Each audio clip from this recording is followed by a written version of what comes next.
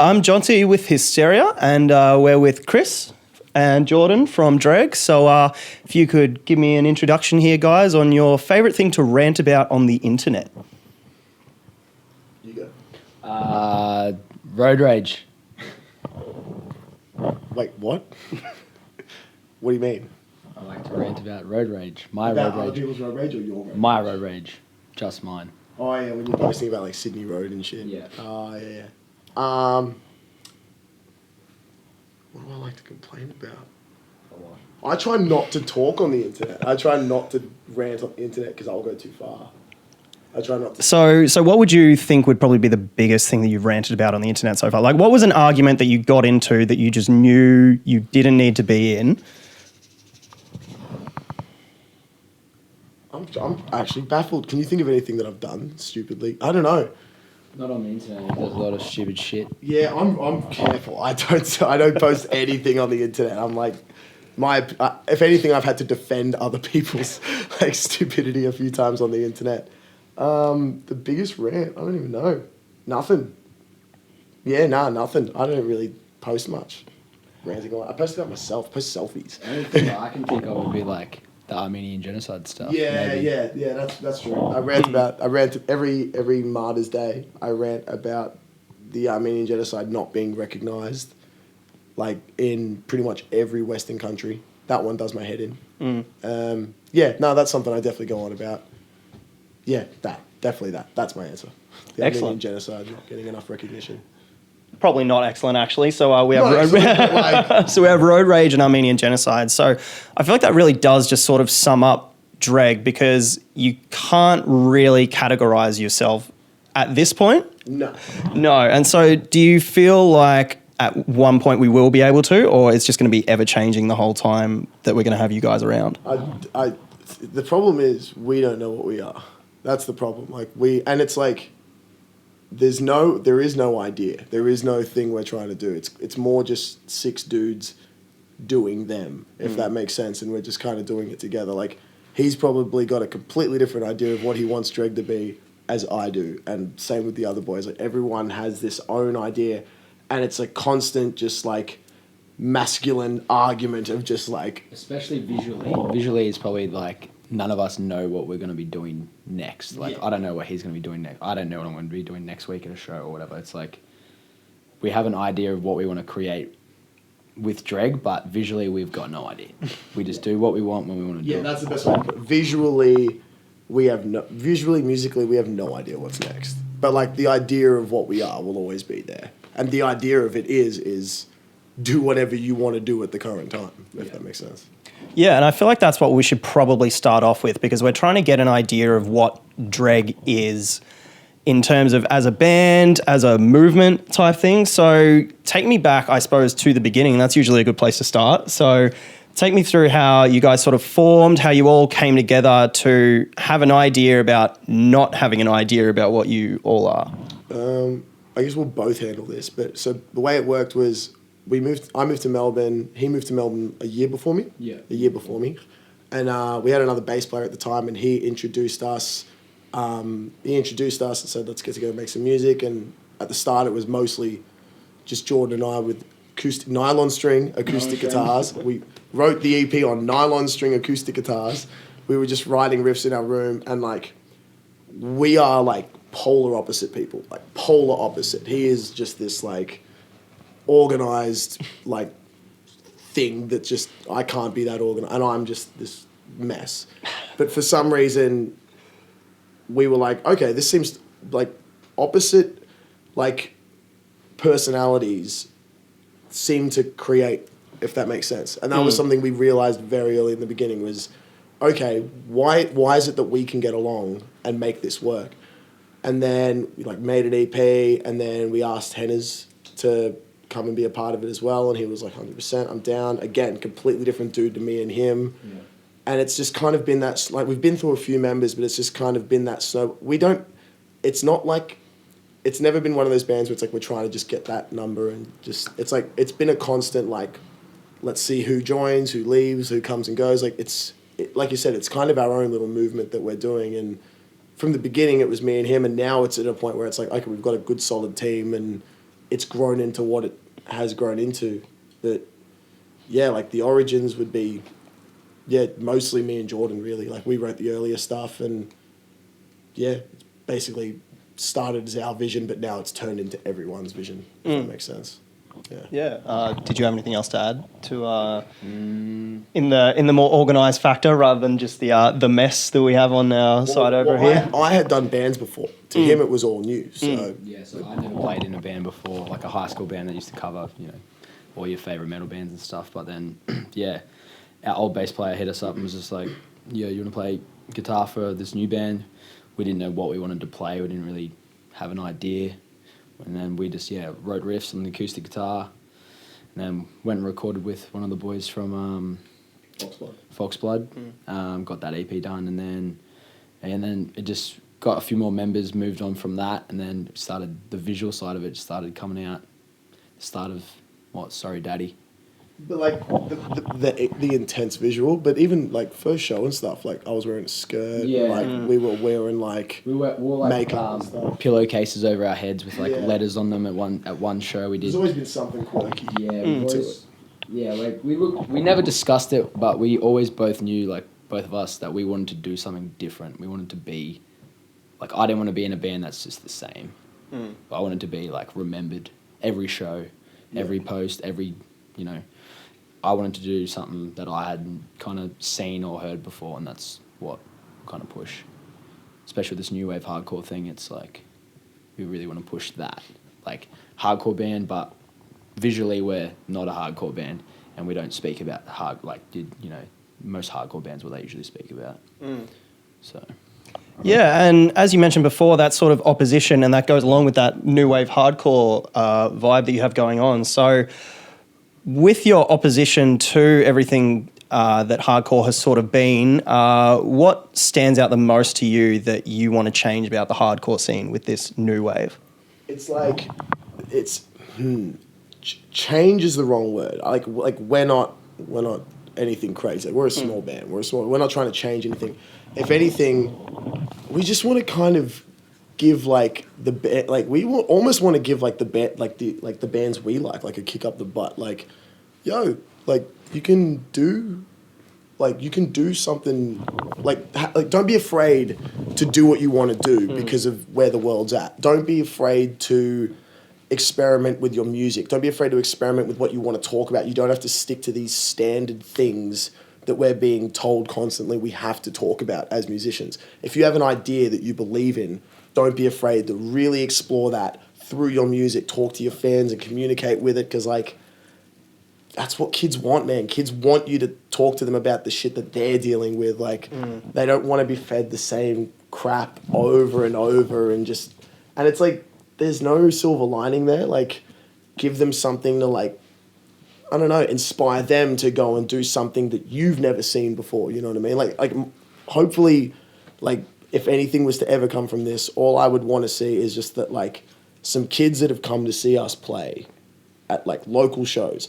Hopefully, from us doing this, we can turn one of those kids into like some crazy prodigy that like, I just want to inspire a kid to go and do something really, really cool. Because we're just a bunch of dregs, just like putting it out there going like, hey, don't be scared. But like if we could put in a kid's head who's like actually fucking talented and be like, yo, you like kids now are crazy, man. You give a kid a computer at like a young age and they're producing music in their bedrooms that's like better than the shit that like 30-year-olds are making. It's insane.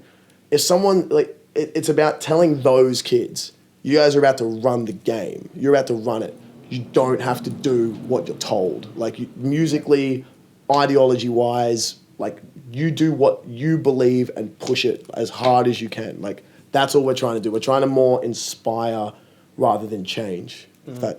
I always say if that makes sense at the end of someone's going to comment that every time. I say it at the end of every sentence. But yeah, if that makes sense. Yeah.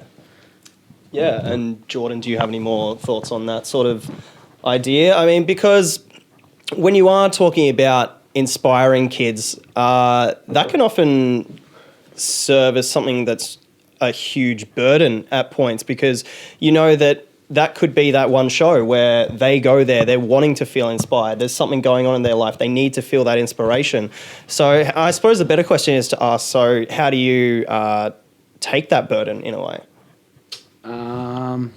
Tricky, but it's like pretty much summing up what Mac had said. It's like we don't really want to change people. We don't want to say, you've got to do this. We're just more saying, think about this and it might change your mind or your opinion on something else. And it's like, I don't go up to kids and go, yeah, you got to do this, you've got to do that. Like, do it if you want to do it, man. Like, don't do it because that dude is doing it or you see this guy doing it. It's like all of this, all of that. It's not for show. It's not like, oh, we're just doing it to look cool or whatever. It's like we're just being ourselves and we want to bring something new to the table and make kids go, oh, maybe I don't have to wear all black clothes or have to do this. Like, I want to wear a pink shirt or a blue shirt if I go to a hardcore show,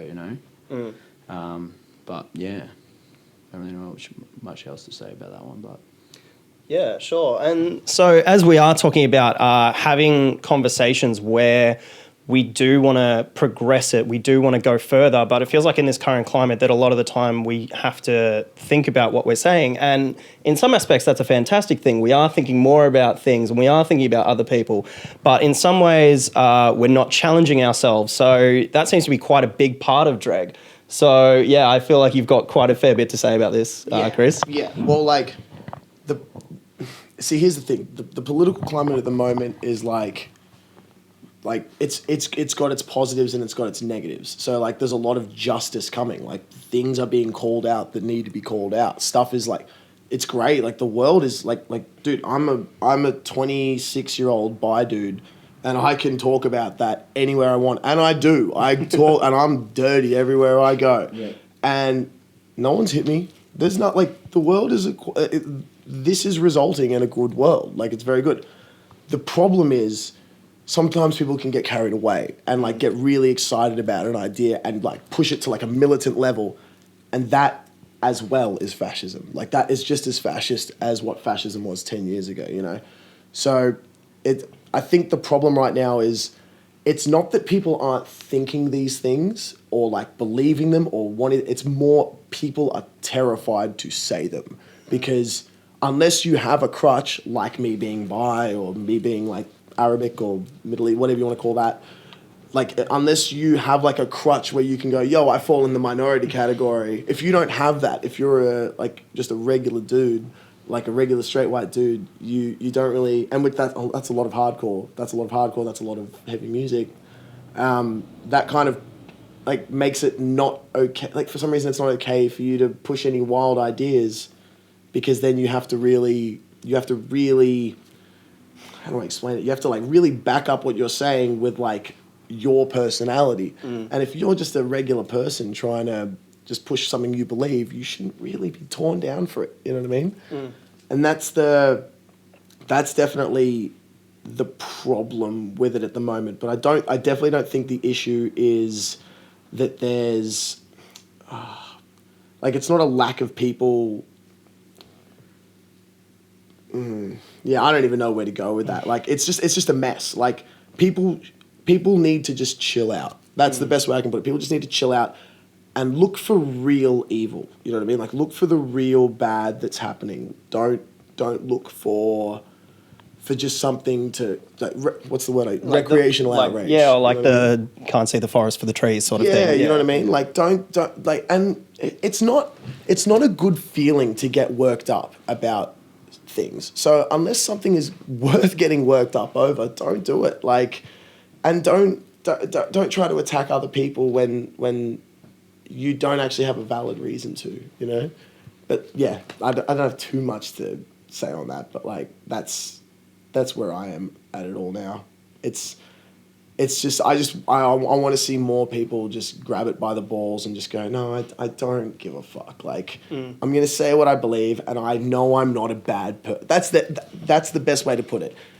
People who are not bad people being terrified of being told they're bad people. That's exactly. For so long, like, even before this video, we sat around just going, oh, man, like, are people going to think we're bad people or, like, evil or, like, whatever? It's like, that's horrible that like people are feeling like their own their own character might not be like able to exist in this world anymore. Like, oh yeah, you don't meet the criteria of the standard of being a human now. It's a shocking feeling to have, and we felt the same until we really just went, okay, we're gonna put ourselves out there, and we did it, and not a lot of people had to go with us. Like, we were really surprised. We were like, okay.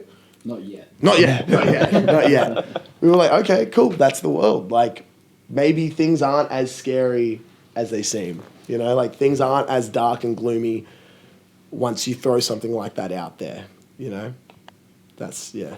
Yeah, and it feels like one of those sort of things where if you are thinking, oh, maybe I am a terrible person for this, or maybe this, then that more likely says that you aren't one of those people, because if you are thinking that way, then you do have empathy, you do have sympathy for other people. But if you don't have that and you're thinking, oh, I'm completely right, then the likelihood of you being a more terrible person is probably where that's going to come from. Exactly. Like, seeing each other's points of view, like, there's so many things that we do not agree on. Like, topical things. There are topical, heated things that me and him do not agree on.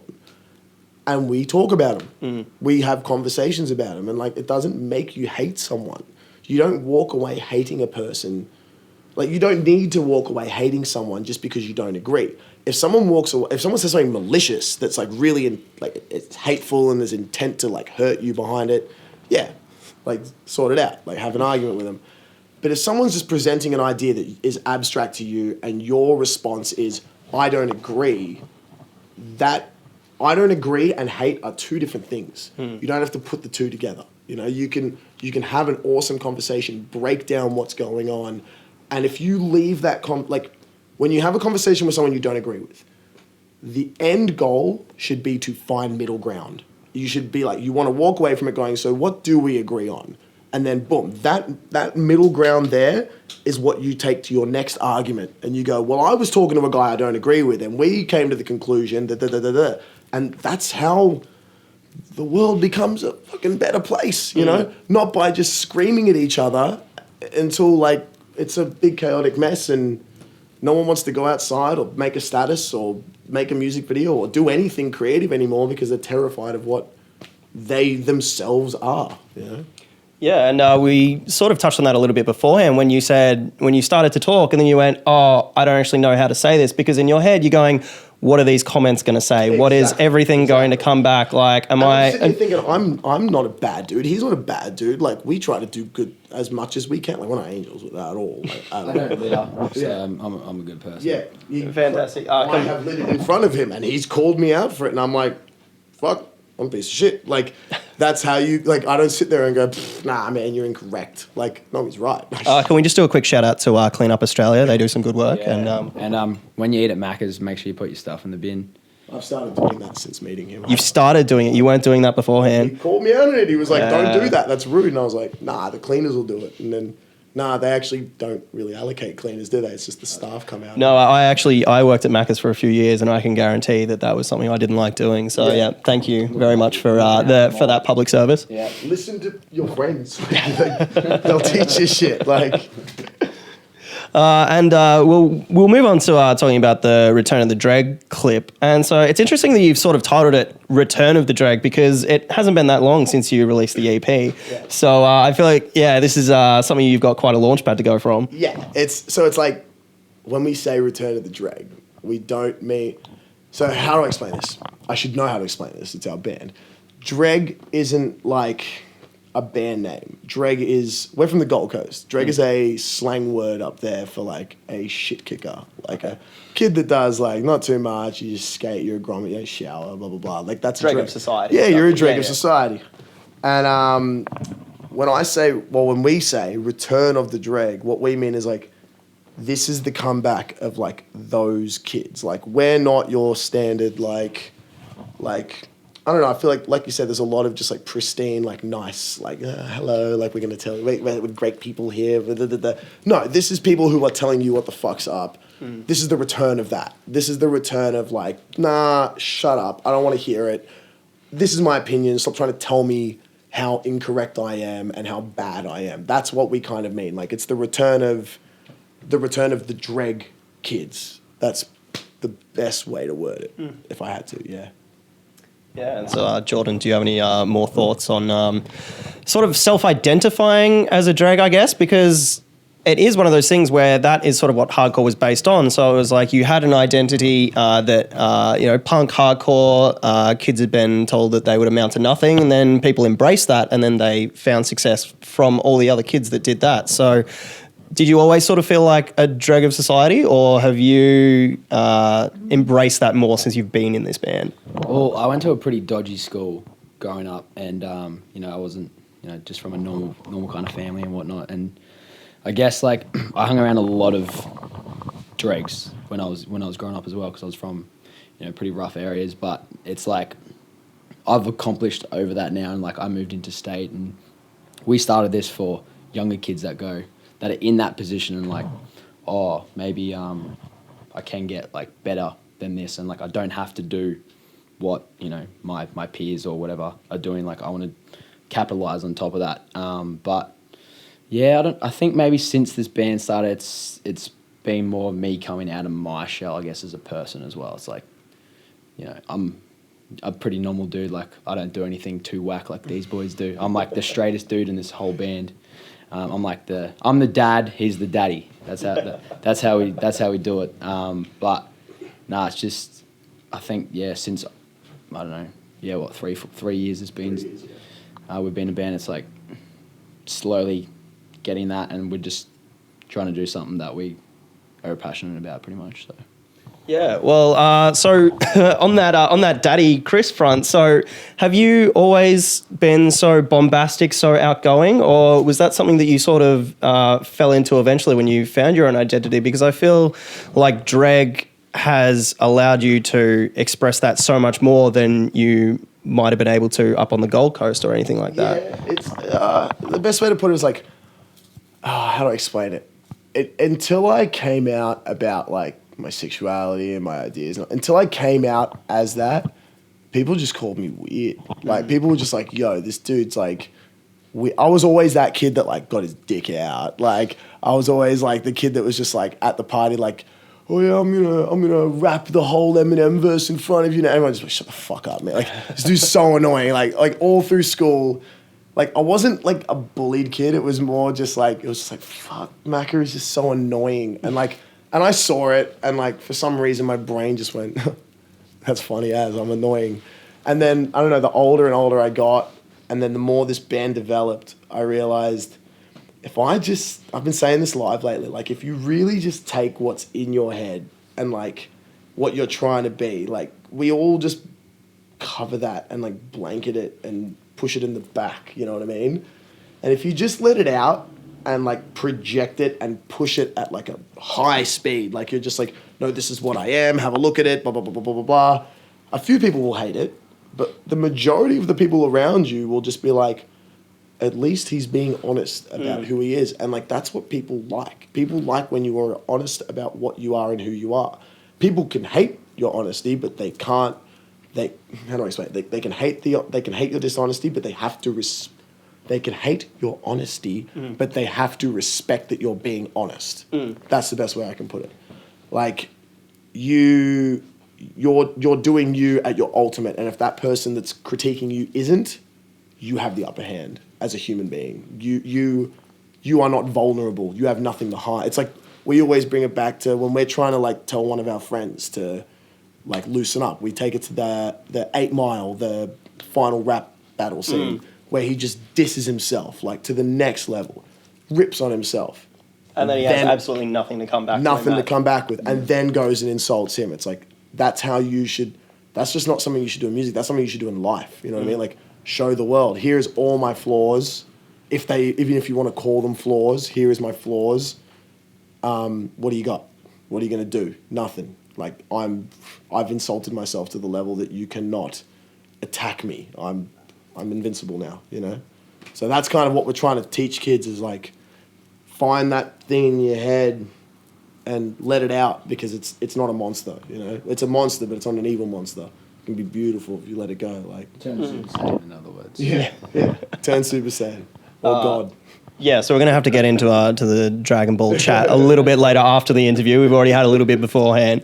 So, well, you're talking about sort of being able to go on stage and have these discussions, and you were saying beforehand that you've been told to maybe lessen the amount that you're talking on stage, or otherwise you won't be able to say any songs. We might get a spoken word tour from you. Especially in the early days. The early days that happened like a fair bit. Like it was just because our sets were so short. Like it was like play for 15 minutes. But like it's like I said, like it's different with us. Like the way we work is like these boys will perform for you. These boys will perform a song, and I'll just kind of do the vocals. I'll lay back and do my vocals. These boys will perform for you and show you the art of it. And then they'll lay back, and then I'll come out like between songs, and I'll give you a nice conversation to explain what's going on. And it's not just me saying that. Like the things I say on stage is stuff that we communicate about in the van constantly, and they're like saying, you should talk about this, you should talk about that. Like it's an open conversation. And then I'll be like, that's what this song is about.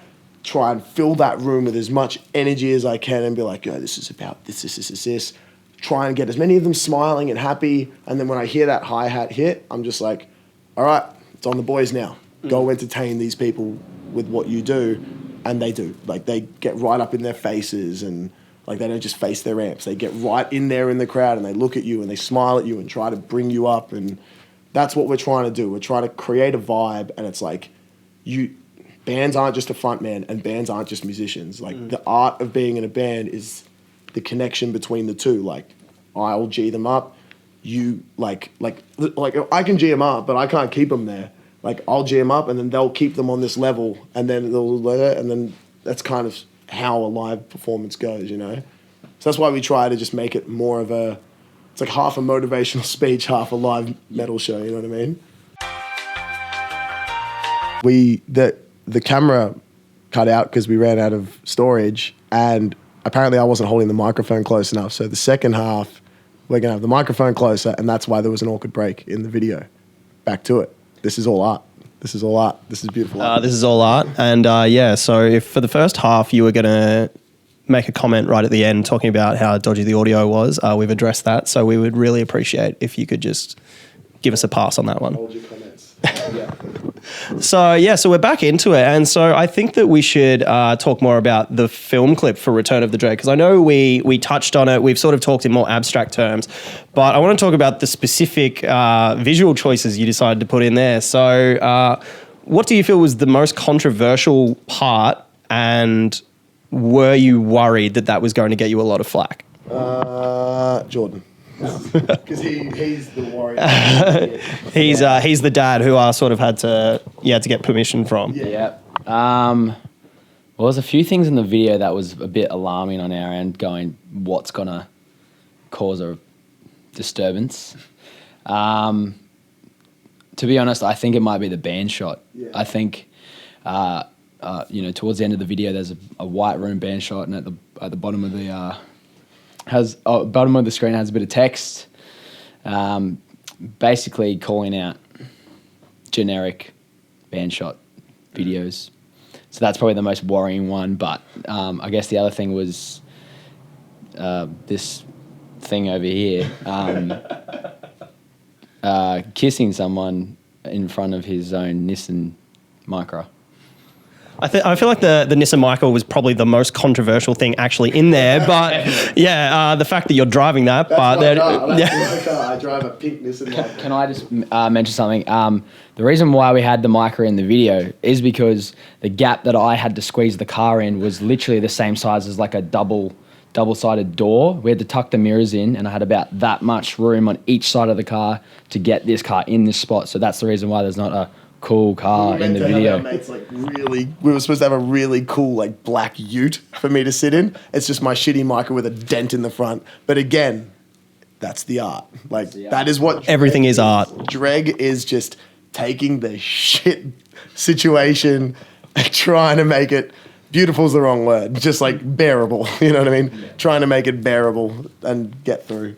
But yeah, So yeah, well, take us through your makeout sesh that you decided to throw up on camera. I know that you've always wanted to get into a career of being quite explicit on camera. So yeah, so we haven't really seen that in videos, which in this sort of current climate you would think that there would be a lot more. But yeah, so take me through how you started off going with that idea. Well, our guitarist Sam said it well. We were explaining the video to like all of our friends who were in the video, and they were all saying like, "Oh, why do you want to do it?" And Sam said it perfectly. He goes, "Because we want to show people that people like Macca exist, like people who are like open about like their bizarre sexualities, that also aren't okay with this like political tone and like climate at the moment." So that was kind of why it was Sam's girlfriend, Chloe, it was her idea. We were at a party and we were fucked up. And I was just saying, we were talking about the video and how excited, and the video was already planned. And I was just saying like, oh yeah, and like, I was just like, yeah, I should like make out with a dude or something. I'm pretty sure I was like on Grindr or something. And I was like going, I should make out with a guy like in the video. How cool would that be? And she just goes, you have to do that. And I was like, what do you mean? She goes, that hasn't been done. And I was like, that hasn't been done. And then I thought about it and I went, that might actually help kids in the scene who are gay or queer or trans or anything. Like, that might help the queer community of hardcore.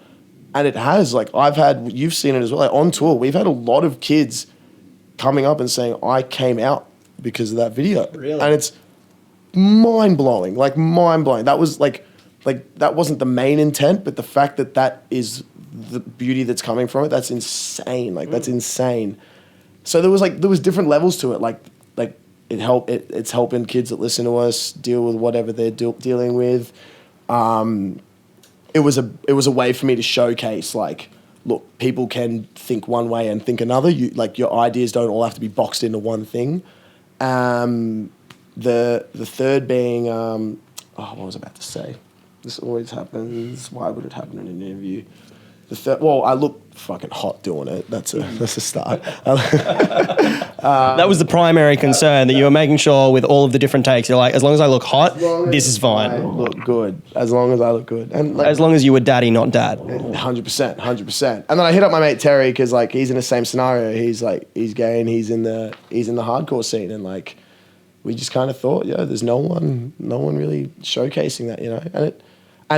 So that's what I was going to say. And the final part was like, I think a lot of maybe even my peers or even our fans and stuff like didn't really know didn't really get me. And I think me making out with a dude made everyone just kind of go, oh, it all makes sense now. So that was kind of it really. Yeah, that was the reasoning behind it. Yeah, and isn't it crazy that you have a table full of religious texts, you stub out a cigarette on there and you flip that table as well. And we haven't even like touched on that. Like, that isn't crazy. That isn't, explicit or anything like that. We're talking about you making out with someone that you really want to make out with. And that's exactly it. It's like, probably shouldn't even have it as a conversation topic, but yeah, I mean, when you decided to put that in there, you decided that this is probably the thing that people are going to talk about the most, right? Well, the best way to put it was like, we all said it. Like this wasn't a me going to the boys, oh, yeah, this is going to be the me show. This was me just saying to them, I got an idea to get people to like listen to what, like not to get people to listen to us, but listen to what we have to say. You know what I mean? And I think doing that scene has opened up, like, here we are, we're doing an interview with Hysteria. This is the shit me and him have been trying to get our hands on for so long. Like we want the conversations, we want the articles, like that's the stuff we want. We want to go out and communicate to the scene. And by doing that, and by doing the White Room shot, I personally think the White Room shot was more controversial, I personally think. But by doing those two things, it definitely has, like, people want to talk to us now, which is something we didn't have yet. Like, people just thought we were just this weird piece of art.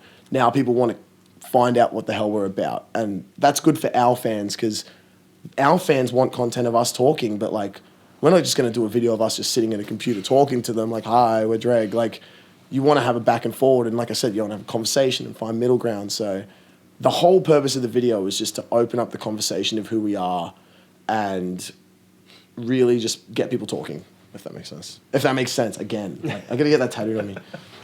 And yeah, it's funny that you do mention those two things, because that was the things when we first watched the video that morning when it came out, and we went, hell yeah, we absolutely need to get on and see what these guys are about, because the EP came out and, you know, you did Sorry Daddy and Weirdo and that sort of thing, and that kind of got a bit of buzz, but I feel like this has just sort of kicked things up significantly for you, and you're on tour with D's Nuts as well. So yeah, I mean, you've said that people have been coming to you saying you're helping them with their coming out story, which is absolutely amazing. Yeah. So do you have any other memorable sort of things that have been happening on this tour that you might not have had happen beforehand, before this clip came out and sort of got you in people's heads? There's been a lot. Like we've had a lot of people come to us and just say, thank you for saying what no one's saying. That's the big one. Like you would have gotten it as well. Like, that's the big one. I'll let hit it. Yeah, sure. Like, I'll let hit it. But like, that's a thing. That's definitely a thing. 100%. Yeah, like different ranges of people as well. Like younger and older coming up saying, you know, you guys are doing something that, you know, we really appreciate you guys doing, because it's like a voice for us, even though like we haven't got to the stage of we wanted to communicate ourselves out there for the world to see. And we think it's, for me personally, I think it's lacking in the hardcore scene. Like it's, like they say, yeah, we're so accepting of all these kinds of people and stuff, but no one's going, oh, like we really back this. And there is people in bands like us that have, you know, different sexuality to the generic, you know, staunch dudes with face tattoos and all that kind of stuff. It's just but then we have a guy who is a big staunch guy with a face tattoo, you know what I mean? Like, we have like so many different kinds of people in this band. We've got, you know, long-haired dudes that are into, you know, Slayer and shit, and then you've got me and him are into Eminem, and, you know, and we got, you know, Jorge, he's the staunch tattooed dude, you know, tattooist, and it's just like we're just a big range of people creating one thing, but we all are in agreement of that, and we're like pushing that as hard as we can, because it's like, you know, there's people out there that want to hear it and they want to see it, you know.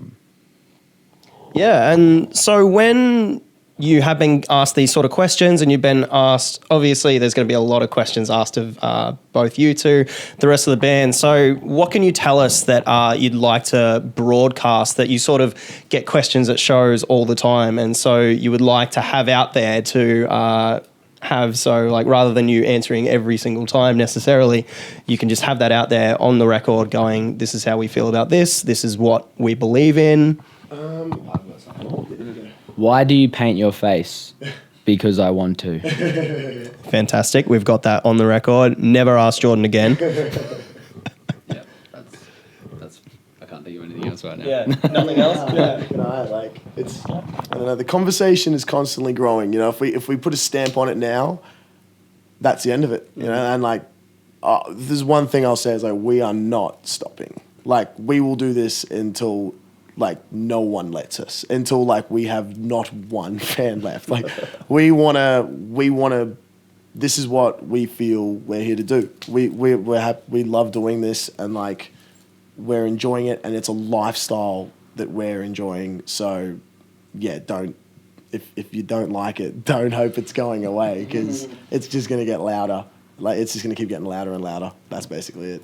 Yeah, and so on that front, where are you going from here? Because we have had the taste of the return. So where does it go from here? Like, are you going to try and even top that? Because we have to. We have to. we can't, you know, we have to. We're thinking of stuff that we've got to do to go.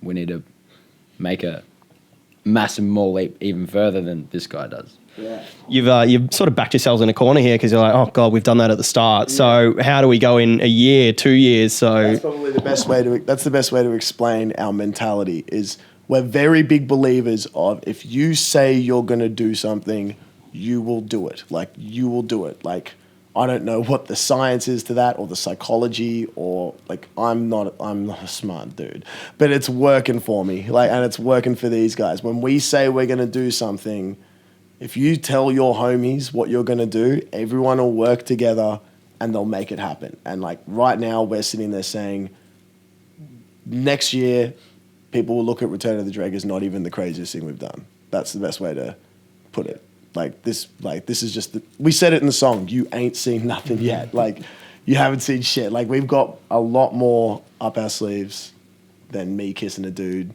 and calling out some corny bands. That's about it. Yeah. Yeah, and so when you do have kids talking about you to their friends and stuff like that, and they show them that film clip, and they're going, "Look how insane this is," and they're like, "Oh, they can't keep doing that sort of thing." That's pretty much exactly what you're saying you're going to be doing. You are going to keep doing this sort of thing. Yeah, we're gonna get angrier and happier as we go. That's the best way to put it. Like, we're gonna kill everyone with kindness. You know what I mean? Like, we're having a good time, and we're sick of bullshit. That's pretty much it. That's the best way to put it. I said that twice again, too. I need to learn more words for a lyricist. But yeah. So I suppose we'll close on up. So asking, do you have any tidbits you can tell us from the album or an EP that you might have coming out or anything like that? Or any particularly big that you're like, no, we don't have any more music coming out. Like, we're lying. This is the end of the Dregg. No, we're going to bring out the song saying this is the end of the Dregg. We're writing, but we don't have anything set in stone. We're not saying we're putting out an album or we're putting out an EP. We just go with the flow. Basically, we're not signed to a label or anything like that. So we're all independent, so we do it all ourselves. But yeah, we might put out a rap song, we might put out a jazz song, we might do whatever we want. We don't limit ourselves to doing the stock standard, release 2 songs and then an album, or do this and do that. It's what we think of, we all agree with it, and we go, yep, fuck, we're just going to do that right now. Like, and we don't think, oh, what's going to happen after that or after that. It's like, we'll just do this now, and then we'll work on this after, Like, it kind of happened with the EP. Like, I remember when we wrote that EP, originally we sat down to write an album, and then we all kind of, while we were writing it, we all just kind of were looking at each other like, shit, we are not ready to write an album. Like, this band is not, we have no idea what we're doing yet. So then that turned into an EP, and it was like, even this song, I'm pretty sure we were like, this is going to be a song on an album that we're doing.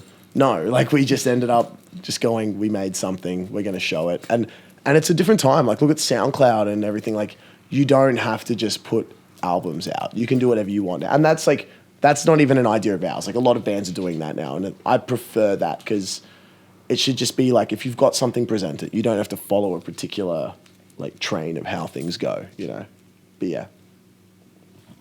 Do you know what I'm saying? Yeah.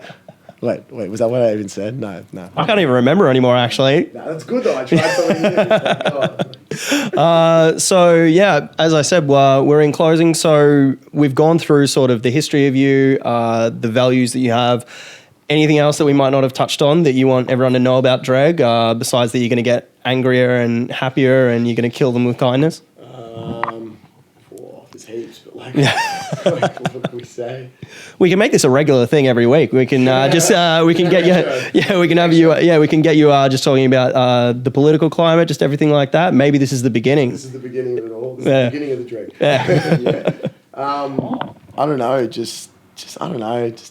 Oh, okay. Here's one thing that I would like to say to anyone that listens to our band, and we don't know how to say this to kids without it looking like a gimmick.